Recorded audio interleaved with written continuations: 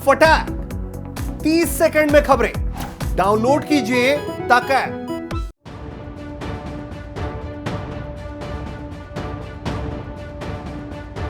दुनिया जानती है कि चीन कितना निर्लज्ज है, कितना बेशर्म है।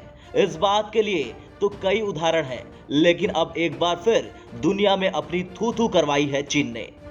इस बात को आप ऐसे समझिए कि भारत के रक्षा मंत्री राजनाथ सिंह कोविड-19 से संक्रमित पाए गए हैं, लेकिन पड़ोसी देश बेशरम चीन ऐसी स्थिति में भी अपनी हरकतों से बाज नहीं आ रहा। चीन की सत्ताधारी कम्युनिस्ट पार्टी का मुखपत्र यानी तोता माने जाने वाले ग्लोबल टाइम्स ने मानवीय संवेदनाओं को ताक पे रखते हुए राजनाथ सिंह के संक्रमित होने को भारतीय सैनिकों के मनोविज्ञान से जोड़ा है। अखबार ने अपनी गंदी सोच के साथ लिखा है कि इससे सीमा पर तैनात भारतीय सैनिकों पर मनोवैज्ञानिक दबाव पड़ेगा।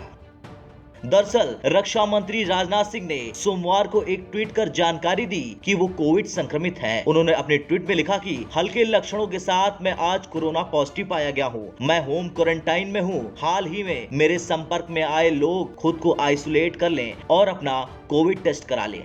लेकिन जिस चीन के राष्ट्रपति शी जिनपिंग कई सालों से देश के बाहर पैर नहीं रख पा रहे हैं, जो दुबक के बैठे हैं, उसका अखबार ग्लोबल टाइम्स लिखता है कि इतने उच्च स्तर के अधिकारी का कोरोना से संक्रमित होना ये बताता है कि कोरोना ने भारतीय सैनिकों पर बेहद बुरा असर डाला है। शायद भूल गया है चीन अपने कमांडर की मौत ठंड से। सिंधुआ विश्वविद्यालय में राष्ट्रीय रणनीति संस्थान में अनुसंधान विभाग के निदेशक कियांग फेंग के हवाले से ग्लोबल टाइम्स ने लिखा कि ऐसे उच्च स्तरीय अधिकारी के संक्रमित होने से यह संकेत मिलता है कि कोविड-19 महामारी की नई लहर ने भारत के लोगों के साथ साथ सैनिकों पर भी भारी प्रभाव डाला है। वायरस फैलने से बचने के लिए कम सैनिकों की तैनाती होगी, जिससे सीमा पर तैनात सैनिकों पर मनोवैज्ञानिक दबाव पड़ेगा। राजनाथ सिंह के कोविड संक्रमण की खबर चीन और भारत के 14वें दौर की सैन्य वार्ता के 2 दिन पहले आई है। ये वार्ता बुधवार से शुरू होने वाली है। तो वहीं लद्दाख की स्थिति को लेकर ग्लोबल टाइम्स ने लिखा कि भारत के शीर्ष सरकारी सूत्रों ने कहा है कि 60,000 भारतीय सैनिक पूर्वी लद्दाख की बर्फीली पहाड़ियों में अपनी दूसरी सर्दी बिता रहे हैं। जमीन पर स्थिति अनिश्चित है और कुछ भी हो सकता है।